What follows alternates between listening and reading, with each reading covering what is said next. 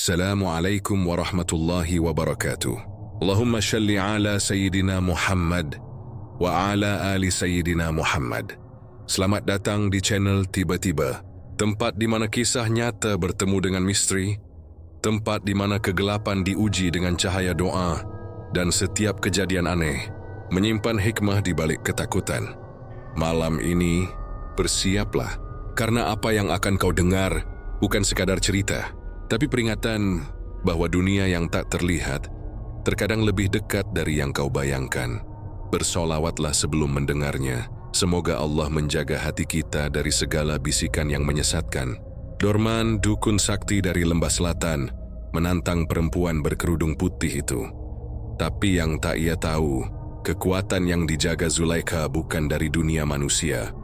Udara sore di Soreang terasa lebih dingin dari biasanya. Kabut tipis menutupi halaman rumah sakit yang berdiri di pinggir kota, seolah menyembunyikan rahasia kelam di dalamnya. Dari kejauhan, suara azan maghrib terdengar lirih, menggema di antara pepohonan pinus yang membentuk barisan sunyi di belakang gedung tua itu. Rumah sakit Soreang bukan tempat yang ramai. Kebanyakan pasien adalah warga desa sekitar yang datang hanya bila keadaan benar-benar parah. Di lorong utama, aroma obat antiseptik bercampur dengan bau lembab yang sulit dijelaskan. Lampu-lampu neon berkelap-kelip, beberapa berdesis, seolah menolak untuk menyala sempurna. Hari itu seorang perawat baru datang untuk bertugas di malam hari, Suster Zulaikha. Perempuan berkerudung itu berwajah tenang. Sorot matanya dalam dan teduh. Namun di balik ketenangannya ada sesuatu yang lain. Aura yang tak bisa dijelaskan. Entah wibawa, atau mungkin getar spiritual yang membuat orang di sekitarnya merasa diam tanpa alasan. Suster baru ya? Tanya perawat tua bernama Siti sambil memandangnya dari balik meja resepsionis. Iya bu, saya Zulaikha dari Bandung, jawabnya sopan sambil tersenyum. Siti mengangguk pelan. Kalau boleh saran, kalau nanti jaga malam, jangan keluyuran ke ruang isolasi di sayap timur. Banyak yang nggak kuat di situ. Zulaikha menatap arah yang dimaksud. Lorong panjang dan gelap itu seperti menganga tanpa ujung. Suara alat oksigen terdengar lirih dari jauh, bercampur suara detak jam dinding yang memecah keheningan. Kenapa memangnya bu? Siti menunduk. Bukan apa-apa, tapi sudah 3 perawat berhenti sejak awal tahun. Katanya mereka diganggu. Zulaikha hanya tersenyum samar. Kalau kita niatnya menolong, insya Allah tidak ada yang berani mengganggu. Malam turun perlahan. Hujan rintik-rintik mulai membasahi atap seng rumah sakit. Saat giliran jaga dimulai, Zulaikha mengambil catatan pasien dan berjalan menyusuri lorong yang sepi. Sepatu karet putihnya menimbulkan bunyi lembut di lantai keramik yang dingin. Setiap langkah terasa seperti menembus sesuatu yang berat, seperti udara yang tidak sepenuhnya nyata. Sampai di ruang isolasi, ia berhenti sejenak. Dari balik pintu kaca, terlihat seorang pasien perempuan terbaring dengan selang infus di tangan. Tubuhnya tampak kaku, kulitnya pucat keabu-abuan. Di meja kecil di samping ranjang, ada bunga melati yang sudah layu. Zulaikha merasakan sesuatu bergetar halus di dalam dadanya. Ia menarik napas dalam, menundukkan kepala, lalu berbisik pelan. Allahu, lindungi hamba dari bisikan jahat makhlukmu. Suara pintu berderit pelan ketika ia masuk. Hawa di dalam ruangan itu jauh lebih dingin dibanding luar. Aroma obat bercampur bau amis yang menusuk hidung. Ia mengecek suhu pasien, mencatat hasilnya. Namun pandangannya tiba-tiba tertarik pada dinding pojok. Ada bercak hitam seperti jelaga. Zulaikha menyentuhnya pelan. Bercak itu hangat padahal udara begitu dingin. Saat ia menarik tangannya dari balik telinganya terdengar bisikan lirih. Suara perempuan lemah tapi jelas. Tolong aku. Zulaikha berbalik cepat. Tak ada siapa-siapa selain pasien yang masih terbaring lemah. Dia mendekat dan memeriksa detak jantung pasien tapi normal. Namun matanya tertumbuk pada gelang pasien. Laras, 26 tahun. Ia terdiam lalu bergumam pelan, "Kamu bukan pasien biasa ya?" Lampu di atas kepala tiba-tiba berkedip 3 kali. Lalu padam sesaat sebelum menyala kembali. Dari arah ventilasi, suara napas berat terdengar. Seperti seseorang mengintip dari balik kisi logam. Zulaikha menatap tajam ke arah itu, lalu perlahan membaca ayat kursi dalam hati. Suara napas itu lenyap dan ruangan kembali hening. Di luar, Siti datang tergesa membawa catatan. Suster Zulaikha, Jangan lama-lama di ruang itu. Sudah banyak kejadian aneh di sana. Kadang pasien meninggal tiba-tiba, kadang tubuhnya membusuk semalaman. Zulaikha menatapnya dengan tatapan dalam. Pasien ini Laras ya? Sejak kapan dirawat? Semenjak 2 hari lalu. Awalnya cuma demam, tapi entah kenapa kulitnya mulai membusuk dari dalam. Dokter bilang infeksi, tapi hasil lab semuanya normal. Normal? Iya. Dan anehnya, setiap kali mau dibersihkan selalu ada belatung baru di luka-lukanya. Padahal ruangan ini steril. Zulaikha terdiam. Ia memejamkan mata sebentar. Dalam diamnya, ia melihat kilasan cahaya di benaknya. Bayangan seorang laki-laki tua dengan mata merah menyala, berdiri di bawah pohon beringin, membaca mantra sambil menusuk boneka kecil. Yuni tahu, ini bukan penyakit biasa. Ini santet tingkat tinggi. Baik Bu Siti, biar saya yang jaga malam ini, ucap Zulaikha lembut. Siti menatapnya cemas. Kamu yakin? Biasanya orang pertama yang jaga di sini, nggak betah semalam. Saya sudah terbiasa berhadapan dengan yang seperti ini, jawabnya tenang. Malam kian larut, angin berdesir di luar jendela, membawa suara seperti lolongan anjing dari kejauhan. Zulaikha duduk di kursi samping ranjang pasien, membaca tasbih perlahan. Dari sela-sela cahaya lampu, tampak kabut tipis bergerak di lantai, seperti asap dupa yang menari pelan. Pukul 2 dini hari, suara monitor jantung pasien tiba-tiba melonjak. Pip, pip, pip. Tubuh Laras bergetar, matanya terbuka lebar tapi pupilnya hitam pekat. Suaranya parau, bukan seperti suara manusia. Kau tak akan bisa menolongnya, suster. Zulaikha berdiri, menatap tajam. Aku bukan yang menolong, tapi Tuhan yang Maha Kuasa. Dan aku berlindung kepadanya dari segala tipu daya setan. Ia membaca doa dalam hati. Saat itu juga, suara Laras berubah menjadi jeritan panjang. Dan lampu ruangan meledak satu persatu. Dari bayangan pojok kamar, muncul kabut hitam berbentuk wajah manusia yang menatap penuh kebencian. Namun Zulaikha tetap berdiri tenang, tidak bergeming sedikit pun. Di dadanya terasa panas lembut menyebar. Pertanda bahwa roh leluhurnya, Raden Syarif, sudah hadir di sisinya. Dalam bisikan lembut, suara tua terdengar di telinganya. Zulaikha, jangan takut. Mereka hanya bayangan. Cahaya dalam hatimu lebih kuat dari kegelapan mereka. Air matanya menetes tanpa sadar. Bukan karena takut, tapi karena ia tahu. Malam itu baru permulaan. Ada kekuatan gelap yang sedang menguji imannya.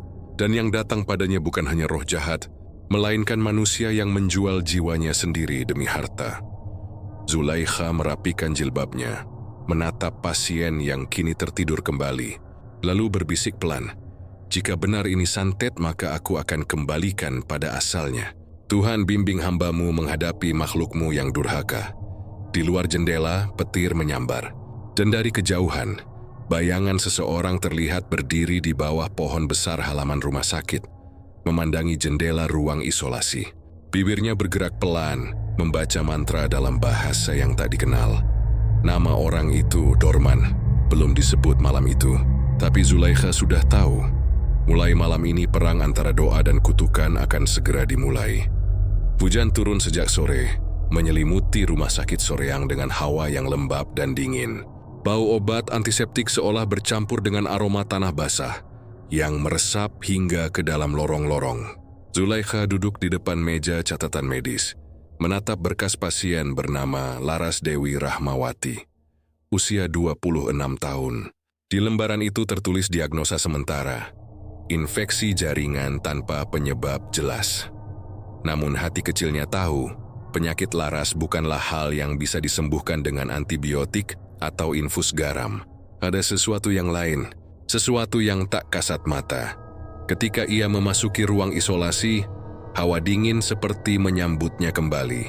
Lampu di atas tempat tidur bergetar pelan, seperti menahan napas. Laras berbaring dengan tubuh lemah. Kulit di tangan kirinya tampak mengelupas, menampakkan lapisan daging yang mulai berubah warna kehitaman. Zulaikha memeriksa perlahan, menekan lembut kulit yang tampak busuk itu.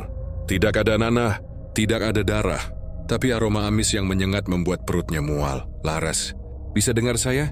Tanya Zulaikha dengan suara lembut. Pasien itu membuka mata perlahan, pandangannya kosong. "Suster, mereka datang lagi." "Siapa yang datang?" Laras menggigit bibirnya. "Mereka dari jendela." Segespalan mereka menyentuh kulit saya. Rasanya panas, seperti dibakar dari dalam. Zulaikha menarik napas panjang. Dalam hati ia membaca istighfar.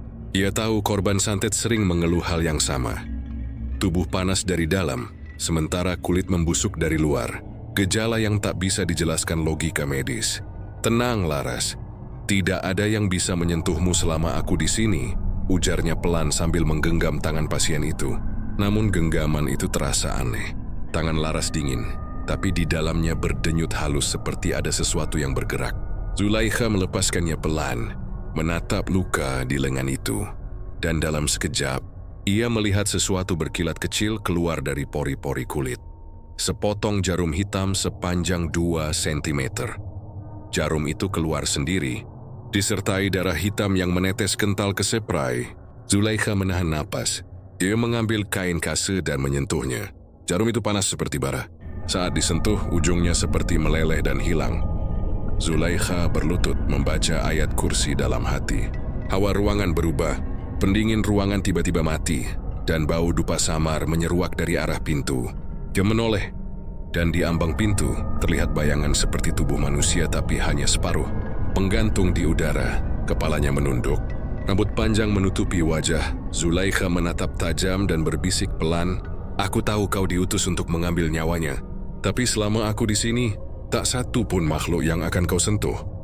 Bayangan itu meliuk, mengeluarkan suara lirih seperti tawa yang tertahan, lalu menghilang perlahan di balik kabut tipis yang tiba-tiba muncul di ruangan itu. Pintu diketuk dari luar. Suster Siti masuk tergesa dengan wajah pucat. "Zulaikha, aku dengar kamu bicara sendiri." Zulaikha berdiri. "Tidak, Bu, saya hanya menenangkan pasien." Siti melirik ke arah Laras lalu menutup hidung. "Ya Allah, baunya makin parah. Kenapa bisa begitu, padahal dokter sudah bersihkan tadi pagi?" "Tidak semua kotoran berasal dari tubuh, Bu," jawab Zulaikha pelan. Siti menatap heran. "Maksudmu?" Zulaikha tidak menjawab. Dia tahu, orang seperti Siti tidak akan mengerti. Malam itu ia memutuskan untuk tetap berjaga di samping Laras. Sambil duduk, ia membuka tas kecilnya dan mengeluarkan sesuatu. Sebungkus kecil daun bidara kering dan botol air putih. Ia membaca doa di atasnya, meniup perlahan, lalu menyapukan air itu ke wajah dan tangan Laras. Tiba-tiba pasien itu menjerit keras. "Panas! Suster, tolong! Panas!" Zulaikha menahan tubuh Laras agar tidak meronta. "Sabar Laras, ini bukan sakit, ini perlawanan." Laras menangis, tubuhnya bergetar hebat. Dari luka di perutnya keluar asap tipis berwarna hitam. Bau anjir bercampur belerang memenuhi ruangan. Zulaikha terus membaca doa. Keringat dingin mengalir di pelipisnya. Deverinzik monitor jantung berdetak cepat, lalu stabil kembali. Laras terkulai lemah, tertidur dengan wajah tenang untuk pertama kalinya.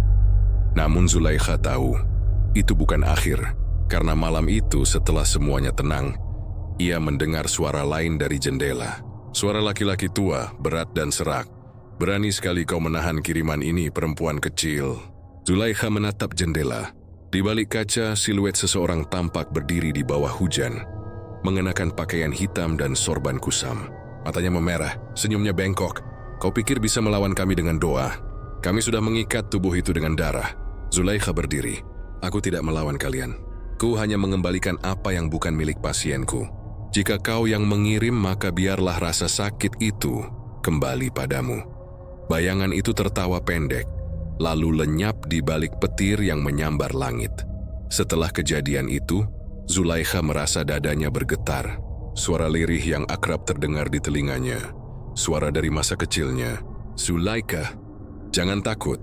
Keturunanmu tak akan kalah oleh sihir." Itu suara Raden Syarif, roh leluhur yang selama ini menjaga garis darah keluarganya. Kini hadir tanpa wujud, hanya berupa bisikan lembut yang menenangkan hati. "Raden, ini bukan santet biasa," bisik Zulaikha pelan. "Dia menggunakan pengikat darah, ilmunya tinggi. Dan ilmu tinggi hanya kalah oleh niat yang suci." Zulaikha menutup mata, menunduk dalam doa. Di balik kelopak matanya, ia melihat penglihatan singkat. Sosok laki-laki tua dengan mata merah. duduk di ruang gelap, memegang boneka jerami berwajah laras. Di sekelilingnya terdapat nama yang ditulis dengan darah. Dorman. Zulaikha membuka mata. Ia kini tahu siapa musuhnya. Namun yang membuatnya menggigil bukan nama itu, melainkan bayangan lain di belakang Dorman. Seorang pria muda berjas hitam, tersenyum dingin sambil menyerahkan amplop tebal. Di bawahnya nama itu tertulis jelas. Dedi Rahmawan. Zulaikha terdiam lama. Dia menatap Laras yang tertidur tenang, lalu berbisik pelan. Ternyata, bahkan saudara sendiri bisa menjadi akar dari malapetaka. Hujan terus turun hingga menjelang subuh. Di luar, suara petir bergulung-gulung. Namun di dalam ruang isolasi hanya ada ketenangan yang ganjil. Suster Siti datang pagi-pagi terkejut melihat wajah Laras yang lebih segar. Kulitnya tidak lagi membusuk. Subhanallah, dia membaik, suster. Zulaikha tersenyum lemah. Belum selesai, Bu. Ini baru awal. Di meja kecil samping tempat tidur, Zulaikha menemukan sesuatu yang tidak ada semalam. Sehelai rambut panjang terikat dengan benang merah, dan sebutir paku kecil di ujungnya. Ia tahu itu pertanda. Sang pengirim belum berhenti. Zulaikha menggenggam rambut itu, berbisik dengan nada tegas, "Kau sudah menantang doa seorang hamba yang tidak sendiri." Dan jauh di luar rumah sakit, di bawah langit mendung, Dorman membuka mata dari meditasi gelapnya. Merasakan dadanya perih seperti terbakar. Ia tahu, ada seseorang yang berani mengembalikan santetnya. Perang antara cahaya dan kegelapan telah dimulai, dan malam berikutnya tak akan ada yang sama lagi di rumah sakit Soreang. Fajar menembus perlahan di balik kabut pegunungan Soreang. Hujan telah reda, menyisakan udara lembab yang menggigit tulang. Rumah sakit Soreang tampak sunyi, hanya terdengar suara langkah petugas kebersihan dan bunyi roda berangkar yang sesekali berderit pelan. Suster Zulaikha belum tidur semalaman. Dia masih duduk di ruang istirahat perawat, menatap secangkir teh yang sudah dingin. Di depan matanya tergeletak rambut hitam terikat benang merah, bukti santet yang ia temukan semalam.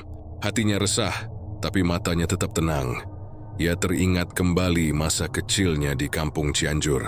Sejak umur 7 tahun, ia sudah diajarkan zikir dan wirid oleh kakeknya, seorang ulama tua bernama Kiai Jalaluddin. Lelaki itu dikenal memiliki ilmu hikmah tingkat tinggi, bukan untuk kekuasaan tapi untuk menolong orang yang tertindas.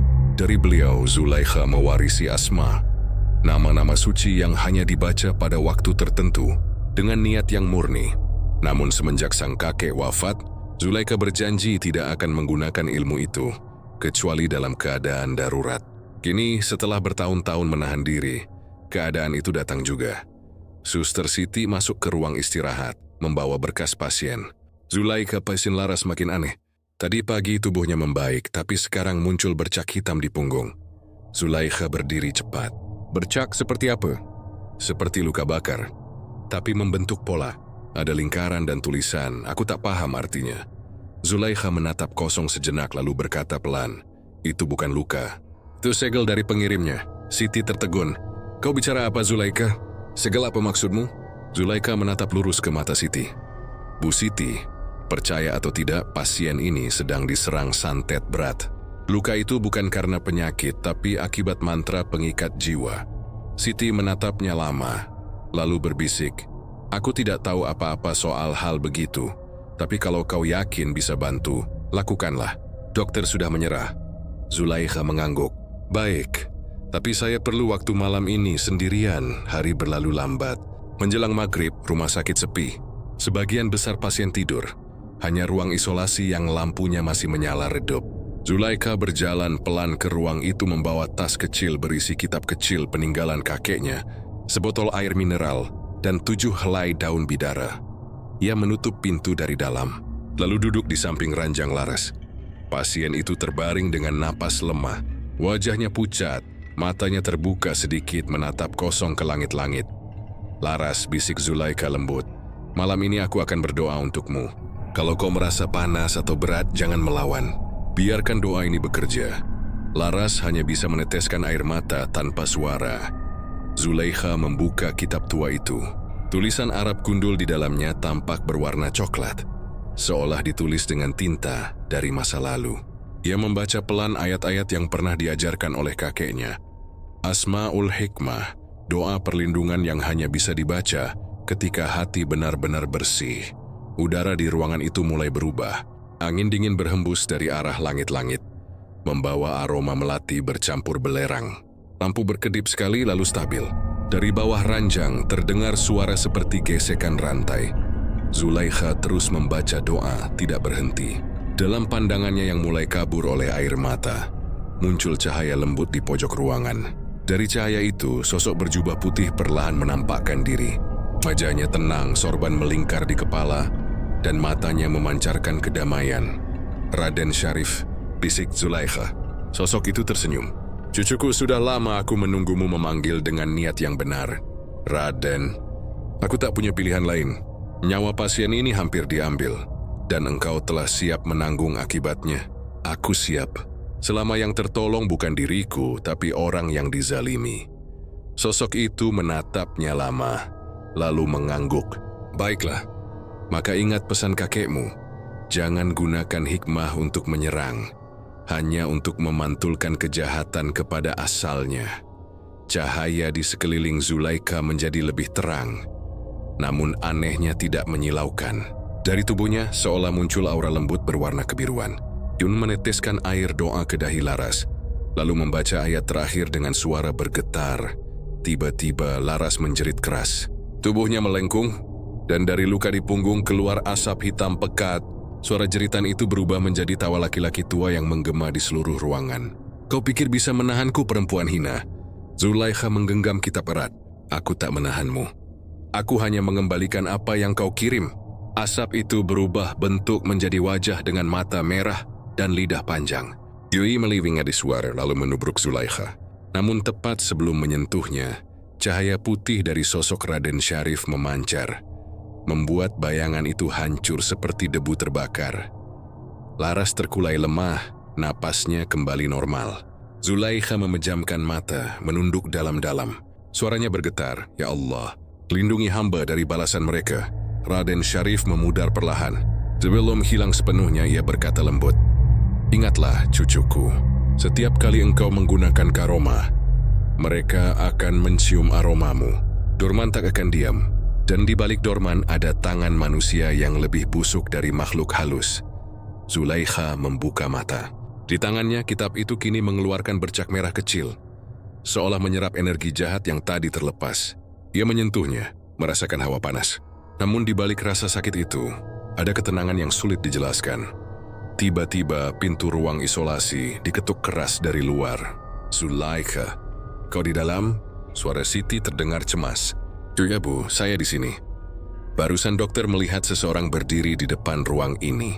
Katanya laki-laki tua, wajahnya rusak seperti terbakar, tapi pas disamperin hilang. Zulaikha terdiam.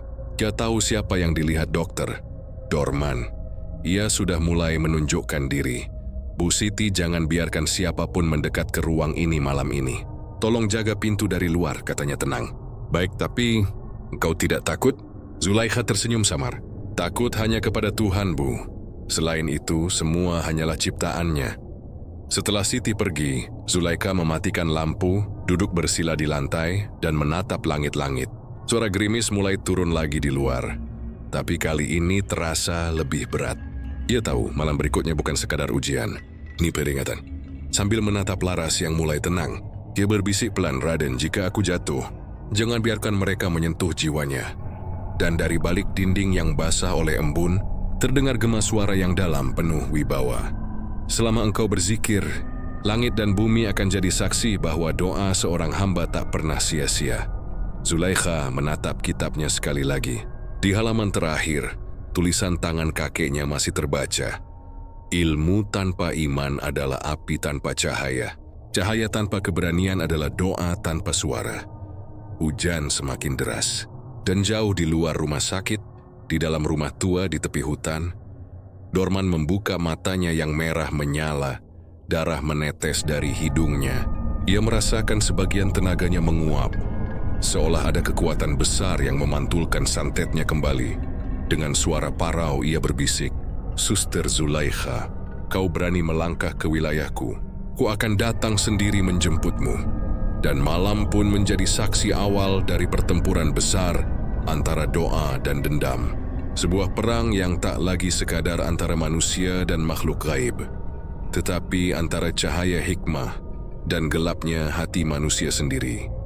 Malam itu, rumah sakit Soreang kembali diselimuti kabut tebal. Angin berhembus aneh, membawa bau tanah basah bercampur anyir darah yang samar tercium hingga ke lorong utama. Lampu-lampu di atap berkelap-kelip, seolah sedang berjuang menahan sesuatu yang tak kasat mata. Suster Zulaikha masih berjaga di ruang isolasi, tempat Laras dirawat. Setelah kejadian malam sebelumnya, suasana di rumah sakit terasa berbeda. Beberapa perawat mengaku mendengar langkah kaki berat di koridor saat semua orang sudah tertidur. Ada pula yang melihat bayangan berjalan di balik tirai ruang operasi, padahal ruang itu terkunci. Namun Zulaikha tetap tenang. Dia tahu ini hanya awal dari serangan balasan. Dorman, sang dukun pengirim santet, tidak akan diam setelah energinya terpukul balik. Malam pertama setelah perlawanan hikmah selalu menjadi yang paling berat. Begitulah pesan yang dulu disampaikan oleh Kiai Jalaluddin, kakeknya.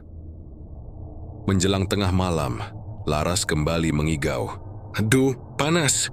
Tolong jangan bakar aku." Zulaikha menggenggam tangan pasien itu, dingin seperti batu. "Tenang, Laras.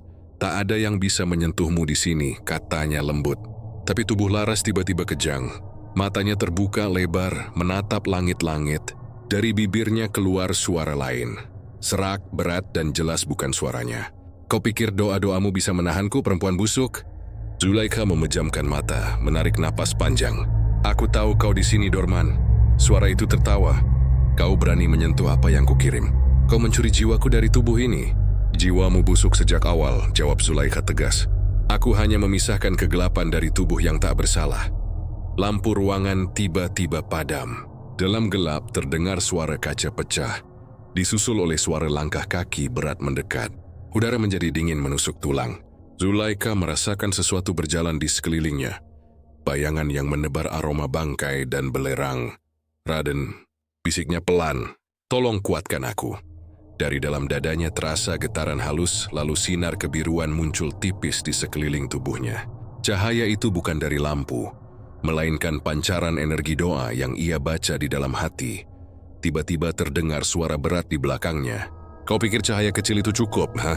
Zulaikha berbalik, dan di depan matanya kini berdiri sosok tinggi besar dengan wajah separuh gosong. Mata merah menyala, dan jubah hitam yang meneteskan darah dari ujungnya. "Dorman," katanya perlahan. Sosok itu menyeringai, memperlihatkan gigi tajam yang tidak rata. "Aku datang untuk mengambilnya kembali, dan kau akan kubuat menderita bersamanya." Zulaikha tidak mundur. "Jika aku yang kau mau, ambillah. Tapi jangan ganggu pasienku lagi." Dorman tertawa keras hingga lampu gantung bergoyang. "Kau kira aku mau tubuhmu? Aku mau jiwamu, Zulaikha. Jiwa yang bersinar itu. Aku ingin menodainya." Saat itu juga, dinding kamar bergetar hebat. Semua benda di meja jatuh, tirai robek sendiri, dan udara berubah berat seperti lumpur. Suara Laras berteriak di ranjang, tapi tubuhnya tak bisa digerakkan. Zulaikha membuka kitab kecilnya yang selalu ia simpan di saku. Bibirnya mulai bergetar membaca ayat-ayat pelindung. Matanya terpejam dan tangannya gemetar menahan hawa panas yang menyelimuti ruangan. Dorman menggeram, berhenti. Namun setiap kali ia berteriak, cahaya biru dari Zulaikha semakin terang. Dalam cahaya itu, muncul sosok lelaki berjubah putih, Raden Syarif, berdiri di belakang Zulaikha dengan tongkat kayu kecil di tangan. "Makhluk kotor," suaranya menggema. "Engkau tidak pantas menyentuh cucuku." Dorman berbalik menatap marah. "Kau lagi!" Arwah tua tak berguna. Dorman melontarkan pusaran asap hitam ke arah Raden Syarif. Namun pusaran itu mental seketika, kembali ke dirinya sendiri. Tubuhnya melepuh, darah menetes dari matanya. "Aku tak akan kalah dari doa. Aku lahir dari dendam manusia. Aku tak bisa mati sebelum dia membayar." Zulaikha berdiri tegak. "Kau benar, Dorman. Kau lahir dari dendam manusia. Maka manusia juga yang harus menamatkanmu." Ia membuka kedua tangannya, mengangkat kitab ke langit-langit. "Dengan izin Allah, aku kembalikan semua kejahatanmu ke sumbernya." Lantai berguncang. Dari tubuh Laras keluar asap hitam terakhir, membentuk wajah Dorman yang berteriak histeris. "Kau akan menyesal, Zulaikha." Seketika itu juga, Cahaya putih menyala sangat terang dan semua suara hilang. Ketika lampu kembali menyala, ruangan itu hening. Laras terlelap dengan napas tenang. Sementara Zulaikha berlutut, tubuhnya lemas, matanya berkaca-kaca. Ia tahu serangan itu belum selesai. Dorman memang lenyap, tapi bukan berarti kalah. Tak lama kemudian Suster Siti datang tergesa. "Zulaikha, kau baik-baik saja? Dari tadi kami dengar suara orang berteriak." Zulaikha berdiri perlahan, menyembunyikan kitab di balik bajunya.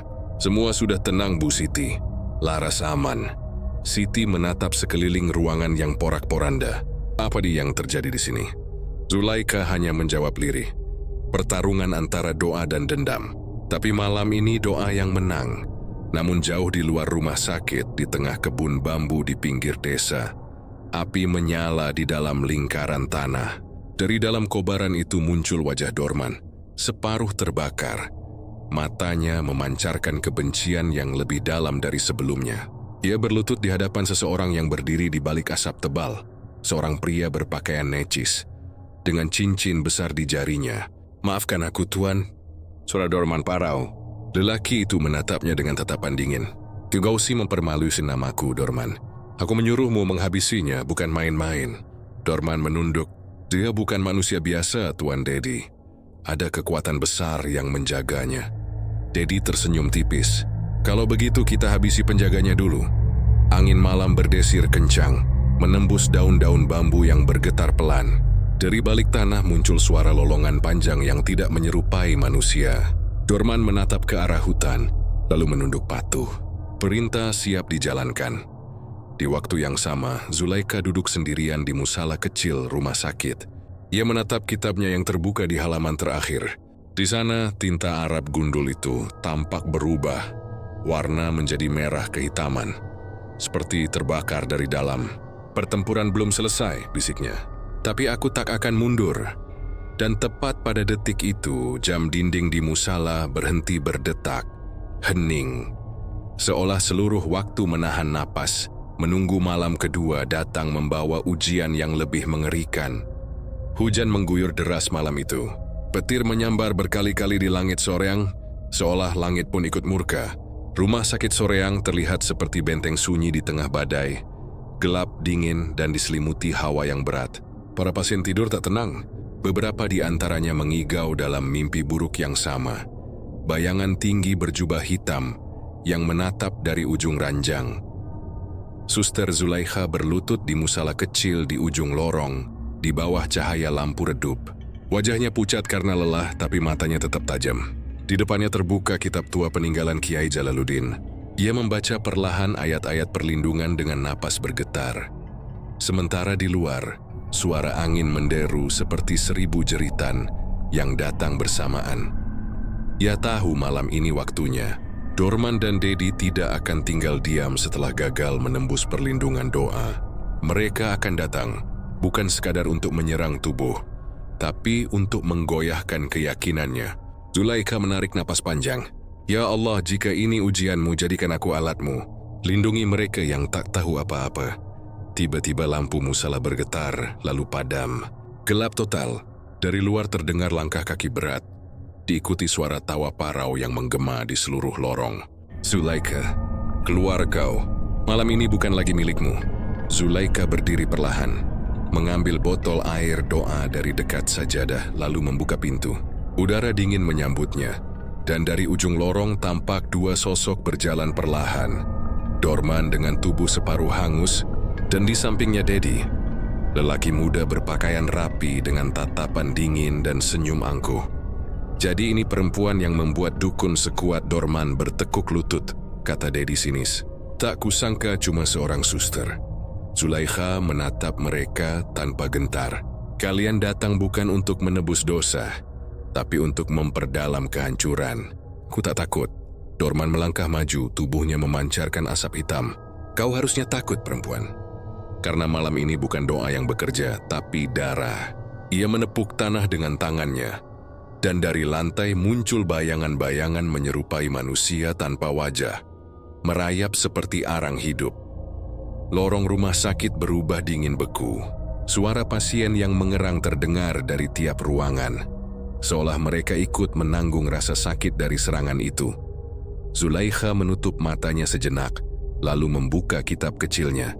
Dengan nama Allah yang Maha Hidup, aku memerintahkan segala makhluk gelap kembali ke asalnya. Ia mengucapkan ayat-ayat hikmah yang dulu dilarang dibaca tanpa restu kakeknya. Setiap kalimat keluar dari bibirnya, udara di sekitarnya bergetar. Bayangan-bayangan itu berhenti sejenak lalu menjerit. Dorman berteriak, "Kau pikir hikmah kecil itu bisa melawanku?"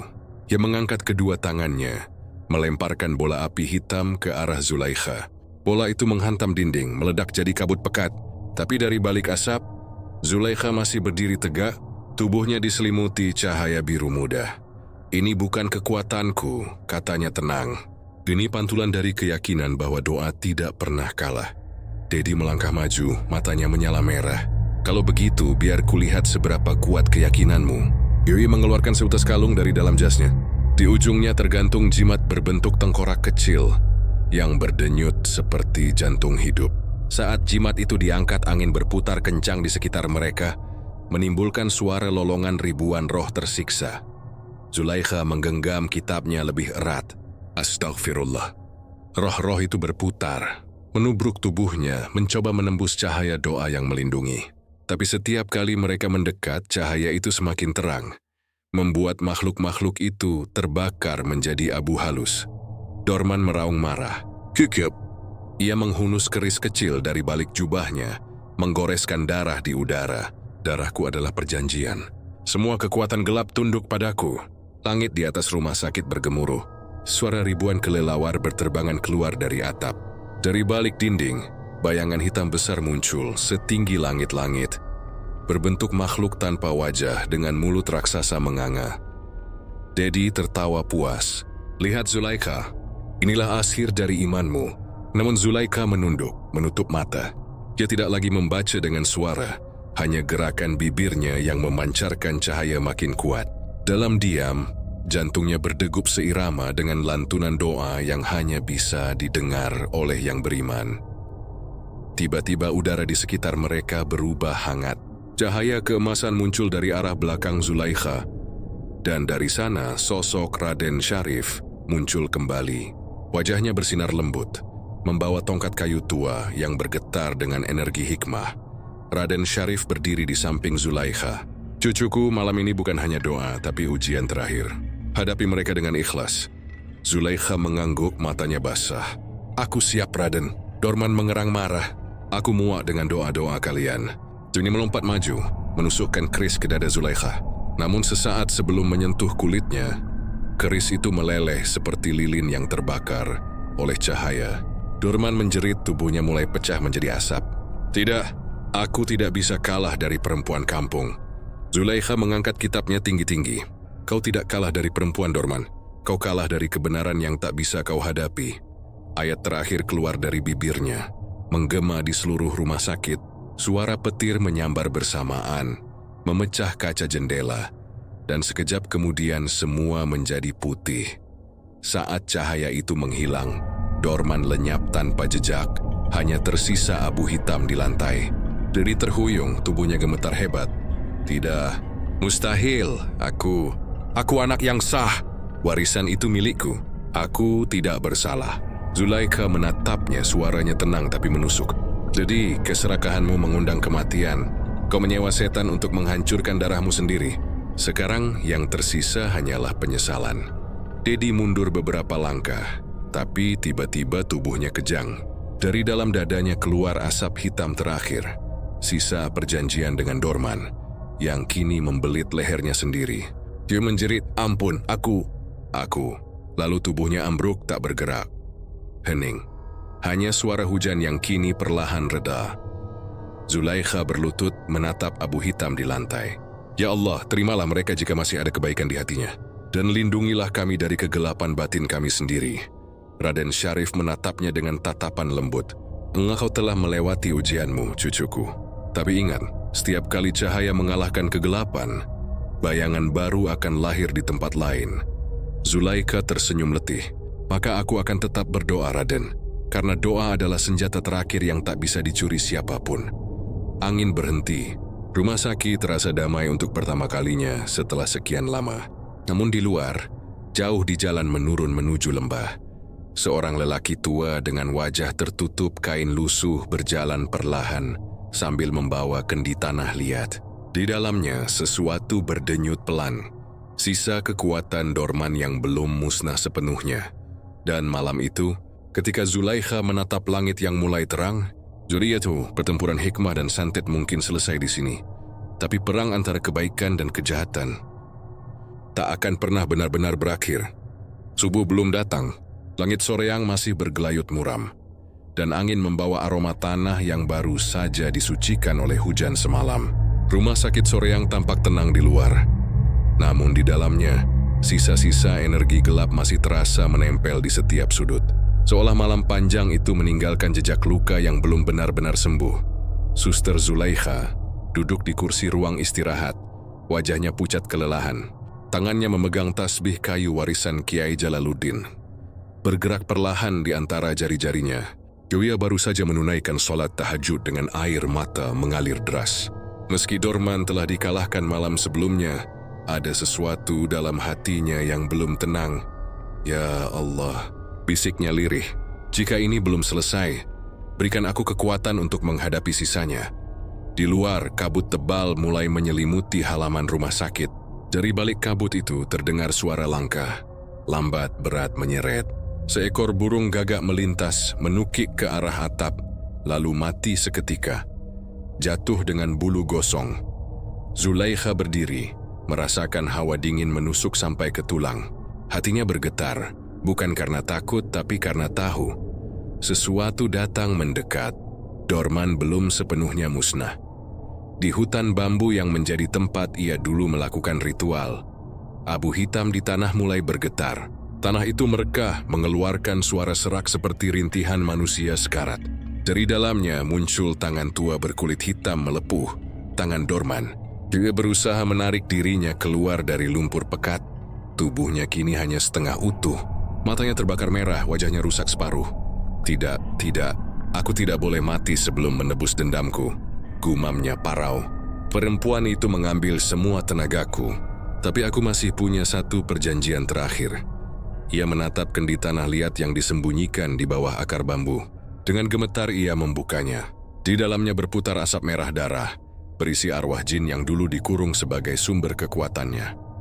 Dorman menelan ludah, suaranya serak. Kalau aku harus jatuh, maka aku akan jatuh bersama semua yang berdiri melawanku. Ia menenggak darah sendiri, membaca mantra-mantra terlarang. Tanah di sekitarnya bergetar, pohon bambu menjerit seperti manusia, dan langit yang tadi tenang kembali diselimuti awan hitam. Pagi itu Zulaikha memeriksa pasien satu persatu.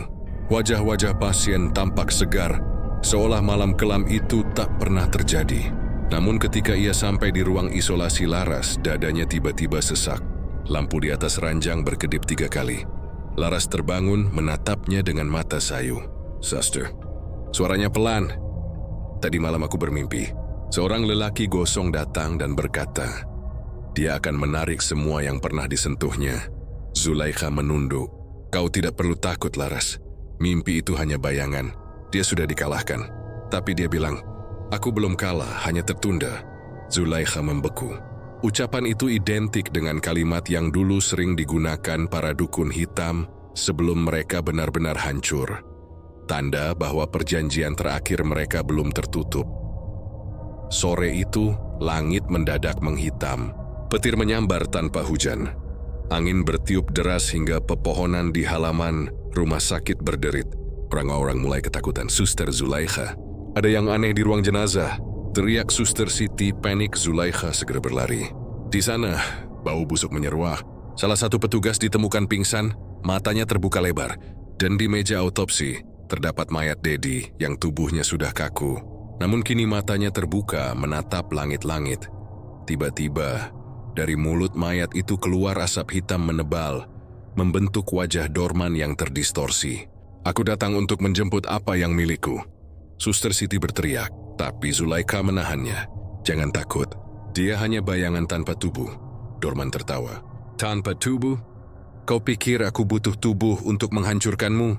Bayangan itu melayang ke langit-langit, menempel di sana seperti darah yang hidup.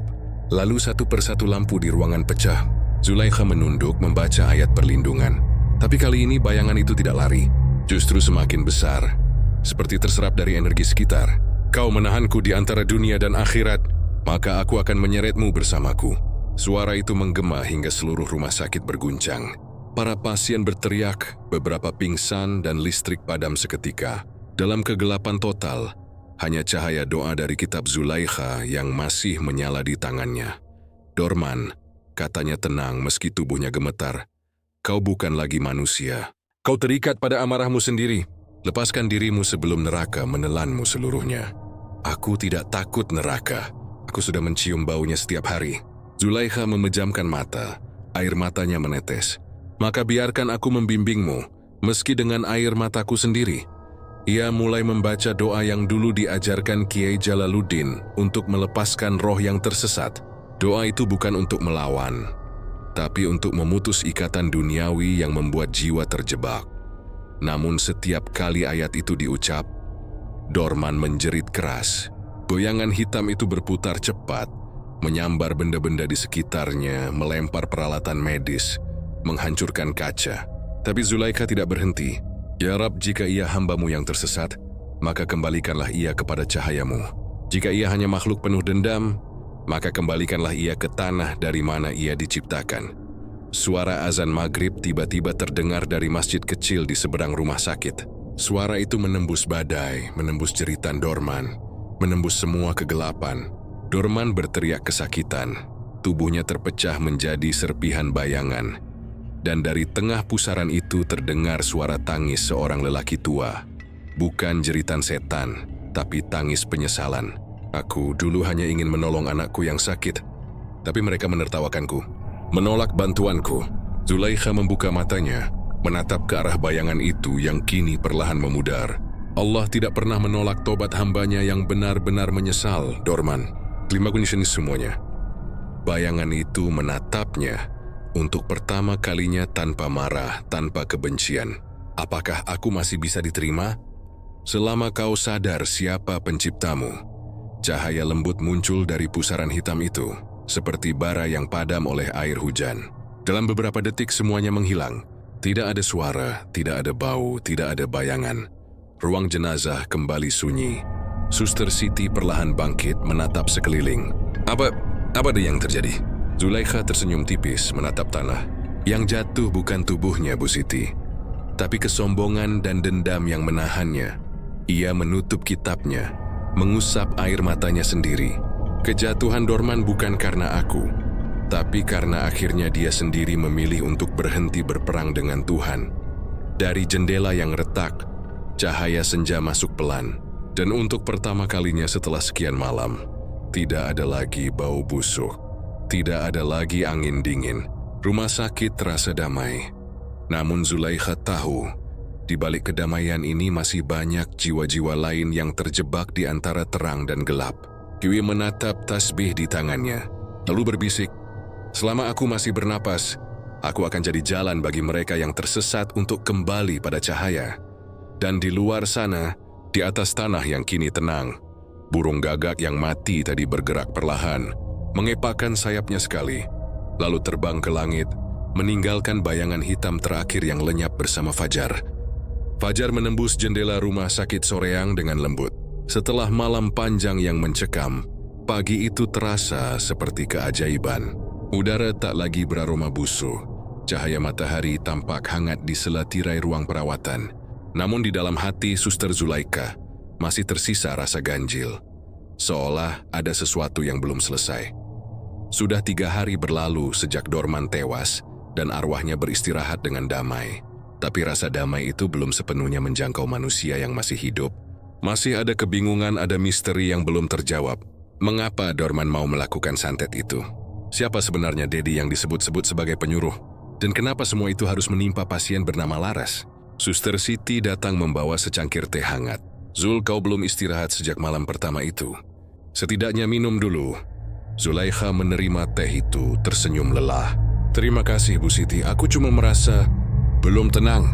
Belum tenang kenapa? Karena aku belum tahu alasan semua ini. Orang sekejam Dorman tidak akan melakukan santet tanpa sebab. Ada sesuatu di baliknya. Bu Siti menarik napas panjang. Kau ini memang berbeda, Zul. Yang lain sudah lega karena semua berakhir, kau malah masih mencari jawabannya. Zulaikha menatap keluar jendela ke arah pepohonan yang bergoyang pelan. Karena kejahatan tanpa motif adalah kebohongan. Tuhan menciptakan sebab bagi segala sesuatu, bahkan untuk kegelapan sekalipun. Sore harinya, Zulaikha pergi menemui Laras yang kini sudah bisa duduk di ranjang. Tubuhnya mulai pulih, kulitnya tak lagi membusuk seperti sebelumnya. Namun wajahnya tetap tampak muram, seperti ada beban berat yang belum terucap. "Suster," suara Laras pelan, "boleh aku bercerita sesuatu?" "Tentu, Laras. Aku di sini mendengarkan." Laras menarik napas panjang, tangannya bergetar di atas selimut. Aku tahu siapa yang mengirimkan santet itu." Zulaikha menatapnya dalam-dalam. "Katakan saja. Jangan takut. Dorman hanya diperalat. Orang yang menyuruhnya adalah Dedi, kakakku sendiri." Kata-kata itu membuat udara di ruangan seolah berhenti berputar. Hening panjang, sampai Zulaikha hampir tak percaya dengan apa yang didengarnya. "Kenapa ku kakakmu?" Laras menunduk meneteskan air mata. "Karena warisan. Rumah peninggalan orang tua kami di daerah Banjaran. Ku menolak menjualnya. Sementara Dedi ingin cepat mendapatkan uang. Kami bertengkar hebat. Sejak itu aku sering sakit-sakitan tanpa sebab." Zulaikha menggenggam tangan Laras dengan lembut. "Jadi dendam itu dimulai dari darah sendiri." Laras mengangguk. "Aku pikir dia hanya marah. Aku tidak menyangka dia benar-benar pergi ke dukun." "Apa Dorman mengenal keluargamu?" "Ya, Dorman dulu teman ayahku. Mereka pernah bekerja bersama di proyek pembangunan rumah sakit ini bertahun-tahun lalu. Aku baru tahu belakangan kalau Dorman pernah disingkirkan oleh ayahku karena menipu dana proyek." Zulaikha terdiam. Potongan-potongan teka-teki mulai menyatu dalam benaknya. Semua benang merah kini tampak jelas. Dorman menyimpan dendam terhadap keluarga Laras. Dan Dedi memanfaatkan itu demi kepentingannya sendiri. Dendam lama yang terbungkus keinginan duniawi. Begitulah manusia, gumam Zulaikha lirih. Dendam dan keserakahan bisa berpadu jadi racun paling mematikan. Malamnya, Zulaikha memutuskan untuk berkunjung ke rumah Dedi. Ia tidak ingin dendam itu berlanjut. Ia tahu, kematian Dorman bukanlah akhir.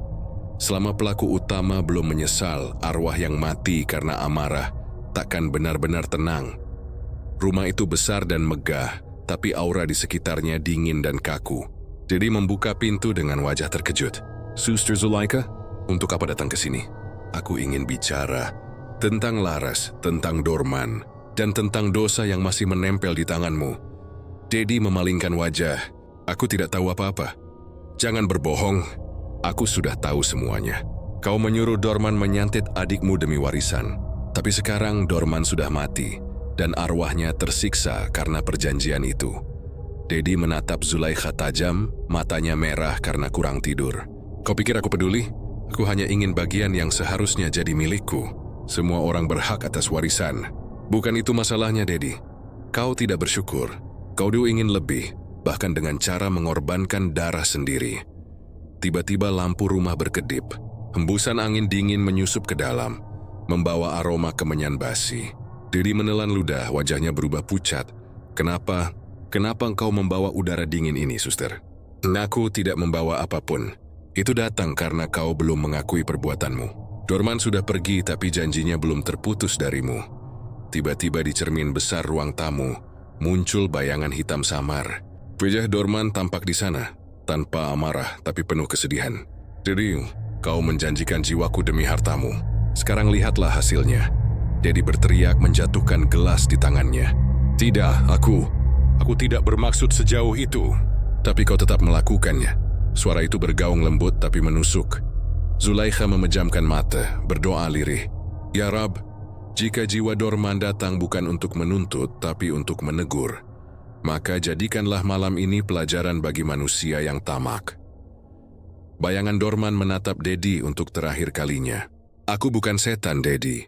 Aku manusia yang terperosok karena amarah, tapi kau hampir menjadi setan karena keserakahan." Bayangan itu memudar, meninggalkan keheningan yang menyesakkan. Dedi terduduk menangis di lantai. "Suster, aku Wiri sudah menghancurkan keluargaku sendiri. Zulaikha menatapnya dengan iba. Tobatlah, Dedi. Tidak ada yang bisa menebus dosa selain penyesalan yang tulus. Kembalilah pada adikmu. Minta maaf sebelum semuanya terlambat. Keesokan harinya, Dedi datang ke rumah sakit. Ia membawa setangkai bunga melati untuk Laras. Mereka bertemu di ruang rawat, saling menatap tanpa kata. Air mata keduanya jatuh bersamaan. Maafkan aku, Laras, bisik Dedi. Aku telah menjadi orang yang tidak seharusnya. Laras menggenggam tangannya. Kakak tetap keluargaku. Tuhan sudah menegur kita dengan cara yang keras. Tapi mungkin itulah satu-satunya cara agar kita sadar. Suster Zulaikha berdiri di pintu, menyaksikan adegan itu dengan mata berkaca-kaca. Dalam hatinya ia berbisik, begitulah ya Allah. Setiap santet, setiap kejahatan selalu berakar dari hati manusia, dan hanya Engkau yang bisa membersihkannya. Suara azan zuhur menggema dari kejauhan. Rumah sakit terasa damai. Zulaikha melangkah pelan keluar dari ruangan, menatap langit biru Bandung yang bersih dari kabut.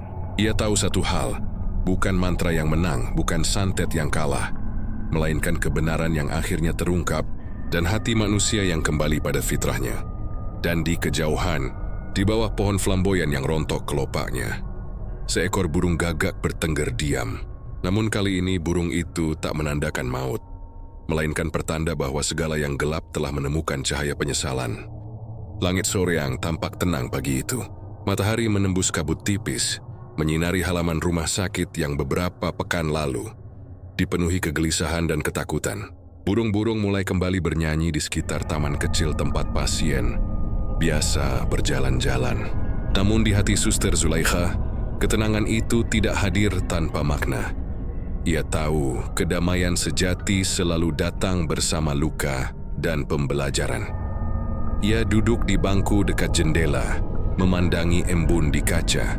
Tasbih warisan Kiai Jalaluddin masih setia di tangannya.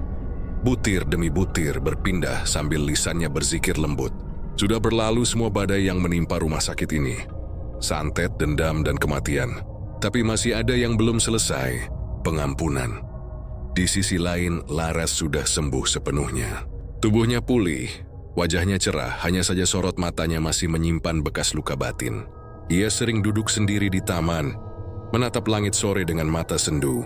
Kadang Zulaikha menemaninya hanya dalam diam. Tak semua luka perlu diisi dengan kata-kata. Suatu siang Laras menatap Zulaikha dan berkata lirih, "Suster, kadang aku bertanya-tanya, mengapa Tuhan membiarkan aku merasakan penderitaan seperti itu? Rasanya tidak adil." Zulaikha menatapnya lembut. Tuhan tidak menimpakan ujian untuk menghukum. Dia menimpakannya agar manusia tahu seberapa kuat cintanya. Tapi kenapa aku? Ku bahkan tidak pernah menyakiti siapapun. Kau tidak dipilih karena salah, Laras. Kau dipilih karena mampu. Ada orang yang kehilangan imannya karena rasa sakit sekecil luka, tapi kau masih berdoa di tengah penderitaan. Itu bukti bahwa hatimu masih hidup. Laras menunduk, meneteskan air mata.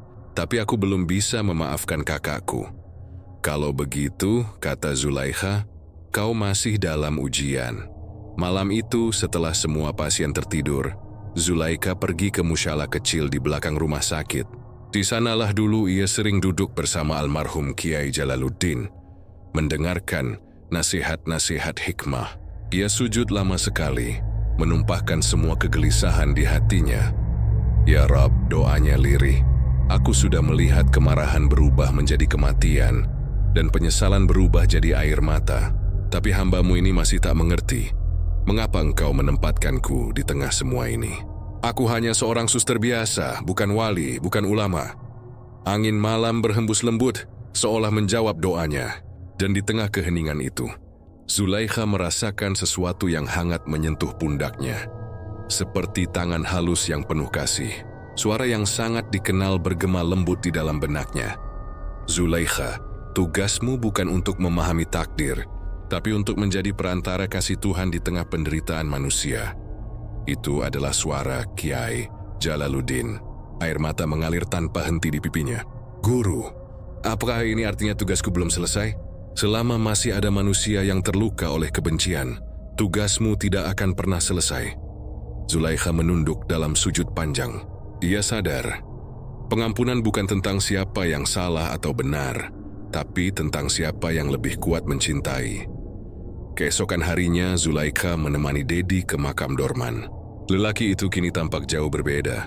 Wajahnya pucat, tubuhnya kurus tapi sorot matanya tenang. Ia sudah meminta maaf kepada Laras dan menyerahkan seluruh bagiannya dari warisan untuk renovasi rumah sakit. Di depan makam sederhana itu, Dedi meletakkan bunga melati. "Dorman," katanya lirih, "aku tidak tahu apakah kau masih bisa mendengar ini. Tapi aku ingin berterima kasih karena lewat dosaku padamu, aku belajar arti penyesalan. Semoga Tuhan mengampunimu, seperti aku berusaha mengampuni diriku sendiri." Zulaikha menatapnya lama, lalu berucap, "Kau sudah mengambil langkah pertama yang benar, Dedi, tapi ingat pengampunan dari manusia hanyalah pintu. Yang menentukan hanyalah Allah." Dedi menunduk. "Aku tahu, suster. Tapi aku ingin mati nanti tanpa membawa dendam siapapun." "Kalau begitu, kau sudah menang melawan dirimu sendiri." Hening beberapa saat. Angin berhembus lembut, membuat bunga-bunga di atas pusara bergoyang. Di antara desir daun, terdengar suara samar, seperti bisikan lega dari arwah yang sudah tenang. Beberapa hari kemudian Laras datang ke musyalah. Ia membawa selembar kertas kecil, lalu menyerahkannya pada Zulaikha. "Suster, aku ingin menulis surat untuk kakakku. Boleh kau bacakan?" "Tentu nak, bacakanlah." Laras membuka lipatan surat itu, suaranya bergetar. "Kak Dedi, aku sudah memaafkanmu. Bukan karena aku lupa, tapi karena aku tidak ingin hidup dalam kebencian. Ku percaya, apapun yang terjadi sudah digariskan oleh Tuhan. Semoga kita sama-sama bisa belajar bahwa warisan paling berharga bukanlah rumah atau tanah, tapi kasih yang kita tinggalkan satu sama lain." Zulaikha tersenyum haru. "Kau baru saja memutus rantai kebencian yang bisa menular ke anak cucumu." Laras menatap langit-langit musyalah. "Apakah itu artinya aku sudah bebas, suster?" "Yo," jawab Zulaikha. "Bebas dari racun hati yang jauh lebih berbahaya daripada santet." Waktu berlalu. Rumah sakit Soreang menjadi lebih ramai dari sebelumnya, tapi juga lebih tentram. Orang-orang mulai mengenal Suster Zulaikha bukan hanya sebagai perawat, tapi juga sebagai penyembuh jiwa. Ia tak pernah mengaku memiliki karomah, namun banyak yang merasakan ketenangan setiap kali ia berada di dekat mereka. Suatu malam saat ia sedang menutup buku catatan pasien, lampu di ruangannya berkelip lembut. Bukan karena gangguan listrik, tapi seperti cahaya kecil yang menyala di udara. Cahaya yang sama yang pernah muncul ketika arwah Dorman dibebaskan. Zulaikha tersenyum. "Kau sudah benar-benar pergi, ya?" Suara lembut terdengar di telinganya, samar tapi jelas. "Terima kasih, hingga aku sudah damai." Zulaikha menatap langit malam dari jendela. Di sana bintang-bintang berkelap kecil, seperti tanda bahwa alam pun ikut berbahagia atas pengampunan yang akhirnya terjadi. Ia memejamkan mata, berbisik pelan, "Ya Allah, betapa indahnya keadilanmu. Kau tidak membalas dengan murka, tapi dengan kesadaran. Dan itulah balasan takdir yang paling sempurna, ketika manusia belajar mengampuni sebelum menyesal." Di luar, angin berhembus membawa aroma melati dari taman rumah sakit. Dan untuk pertama kalinya sejak badai itu datang, Zulaikha merasakan kedamaian sejati. Damai karena telah menyaksikan bagaimana takdir memberi balasan, bukan melalui hukuman, tapi melalui pengampunan. Ia menutup matanya, menyandarkan kepala di kursi, lalu berucap lirih, "Keadilan Tuhan bukan tentang siapa yang jatuh, tapi siapa yang akhirnya bangkit untuk memaafkan." Waktu berjalan pelan di rumah sakit Soreang. Musim telah berganti, namun semilir angin pagi masih sama, membawa aroma antiseptik, bercampur dengan bau bunga melati dari taman belakang. Tak ada lagi kisah pasien membusuk tanpa sebab, tak ada lagi jeritan di malam hari.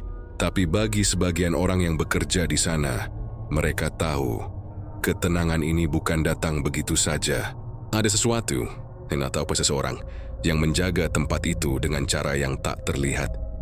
Sudah berbulan-bulan sejak kejadian antara Dorman, Laras dan Dedi, rumah sakit itu kini tumbuh menjadi tempat penyembuhan yang benar-benar hidup.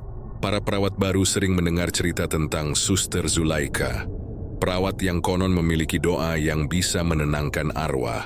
Namun bagi mereka yang mengenalnya secara langsung, Zulaikha hanyalah seorang wanita lembut dengan mata teduh dan langkah pelan yang membawa rasa damai kemanapun ia pergi. Tapi suatu hari, semuanya berubah. Sore itu Zulaikha duduk di taman rumah sakit, menulis laporan akhir di buku catatannya. Langit Bandung berwarna oranye, senja menuap perlahan. Gue baru saja menyelesaikan doa maghrib ketika langkah seseorang terdengar mendekat. Laras kini sudah sehat sepenuhnya, datang membawakan segelas teh jahe hangat. "Suster," katanya sambil tersenyum, "aku dengar besok kau akan pindah tugas ke rumah sakit Ciamis." Zulaikha menatapnya lembut. "Iya nak, aku hanya sementara di sana. Katanya mereka butuh bantuan di ruang isolasi. Kalau kau pergi, rasanya rumah sakit ini akan sepi lagi." Zulaikha tertawa kecil. Ketika seseorang yang tulus meninggalkan tempat, ketulusannya akan tinggal di sana. "Kau tidak akan benar-benar sendiri, Laras." Laras menatap wajah Zulaikha dalam-dalam, seolah ingin menghafal setiap garisnya. "Aku tidak tahu bagaimana membalas semua yang kau lakukan." "Doa yang tulus lebih dari cukup," jawab Zulaikha. "Doakan agar aku bisa tetap menjadi perantara kebaikan dimanapun aku berada." Malam itu, hujan turun perlahan. Rumah sakit tampak sepi. Suster Siti sedang berjaga di ruang administrasi ketika tiba-tiba ia melihat sesuatu yang aneh di layar CCTV. Di koridor utama, tampak sosok Zulaikha berjalan perlahan ke arah ruang isolasi lama. Ruangan tempat dulu Laras dirawat. Ia heran. "Loh, Suster Zulaikha katanya sudah pulang," gumamnya. Namun rasa ingin tahu membuatnya beranjak dari kursi, berjalan menyusuri lorong yang dingin. Saat tiba di ruang isolasi itu, lampu redup berkelip, bau melati memenuhi udara. Di dalam ia melihat sosok Zulaikha berdiri di samping ranjang kosong, menatap sesuatu yang tak kasat mata. Lalu perlahan ia mengangkat tangan, seolah menepuk bahu seseorang yang tidak terlihat. "Suster," panggil Siti ragu. Zulaikha menoleh pelan dan tersenyum. "Bu Siti, kau masih berjaga malam-malam begini?" "Ya, ku khawatir kalau kau butuh bantuan." Zulaikha menatap ranjang itu sekali lagi. "Aku hanya berpamitan. Di ruangan ini dulu, ada banyak tangisan dan ketakutan. Tapi sekarang sudah tenang. Sudah waktunya aku pergi." Siti menelan ludah, menatapnya lama. "Kau benar-benar akan pindah ya? Takdir selalu memanggil orang-orang yang masih dibutuhkan di tempat lain." Jawab Zulaikha tenang. "Aku tidak meninggalkan apapun kecuali doa. Tapi doa itu cukup untuk menjadikan tempat ini terlindung." Lalu ia melangkah keluar dari ruangan. Bau melati semakin kuat. Siti mengikutinya sampai ke lorong. Tapi tiba-tiba langkah Zulaikha berhenti di depan jendela besar yang menghadap ke halaman. Cahaya petir menyambar sebentar, dan dalam sekejap bayangan Zulaikha hilang. Tak ada pintu yang terbuka, tak ada suara langkah. Tuasnya hening kena aroma melati yang tersisa. Siti berdiri terpaku. "Zul," bisiknya, tapi yang terdengar hanya suara hujan menetes di atap. Keesokan harinya kabar datang bahwa Suster Zulaikha tidak pernah sampai ke rumah dinasnya di Ciamis. Mobil yang menjemputnya dikabarkan mogok di jalan, dan sang sopir bersumpah bahwa Zulaikha tak pernah naik mobil itu. Pihak rumah sakit mencoba mencari kemana ia pergi, tapi tak ada hasil. Barang-barangnya masih tertata rapi di loker. Seragamnya tergantung bersih, dan buku catatannya ditinggalkan di meja taman, terbuka di halaman terakhir. Di sana tertulis kalimat pendek dengan tinta hitam. "Setiap tempat yang pernah disentuh oleh doa akan dijaga oleh malaikatnya sendiri." Bertahun-tahun berlalu, rumah sakit Soreang tumbuh menjadi salah satu rumah sakit terbaik di Bandung Selatan. Banyak pasien sembuh dari penyakit aneh yang tak bisa dijelaskan secara medis. Setiap kali ada pasien yang gelisah di malam hari, perawat sering mendengar suara lembut menenangkan mereka. "Tenanglah, Nah, Tuhan sedang menyembuhkanmu." Beberapa pasien bahkan bersumpah melihat bayangan seorang suster berkerudung putih duduk di tepi ranjang mereka, menepuk bahu dengan lembut sebelum menghilang bersama aroma melati. Tak ada yang bisa membuktikan cerita itu, tapi semua yang pernah mendengar tahu siapa yang dimaksud. Nama Suster Zulaikha menjadi legenda, bukan sebagai perawat yang menentang santet, tapi sebagai penjaga tak terlihat yang menjaga keseimbangan antara dunia nyata dan dunia gaib.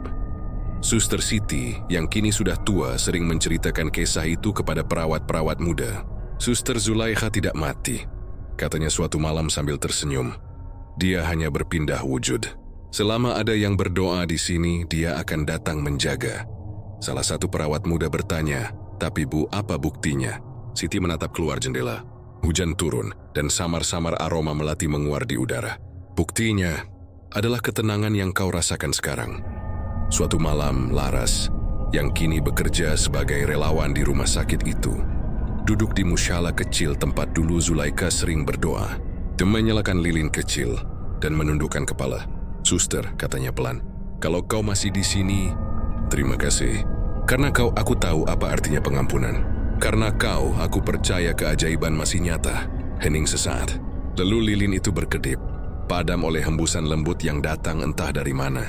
Namun sebelum gelap sepenuhnya, Laras sempat melihat bayangan putih melintas di cermin musyalah. Tersenyum padanya, air matanya mengalir, tapi bukan karena sedih. Dewi tahu penjaga tak terlihat itu masih ada. Di luar hujan berhenti, langit soreang kembali bersih, dan di atas atap rumah sakit, seekor burung putih bertengger, mengepakkan sayapnya perlahan sebelum terbang ke arah timur, menuju fajar. Dan sejak malam itu, setiap kali seseorang sakit keras di rumah sakit Soreang, selalu ada aroma melati samar yang datang mendahului kesembuhan. Orang-orang menyebutnya pertanda bahwa Suster Zulaikha sedang berkeliling, menenangkan jiwa yang gelisah, dan menjaga mereka yang berjuang antara hidup dan mati. Karena bagi mereka yang percaya, penjaga tak terlihat itu bukanlah hantu, melainkan karomah yang tinggal di antara doa, keikhlasan, dan takdir. Selama masih ada yang berzikir di tempat ini, suara lembut itu seolah bergaung di udara. Maka aku tidak akan pernah benar-benar pergi.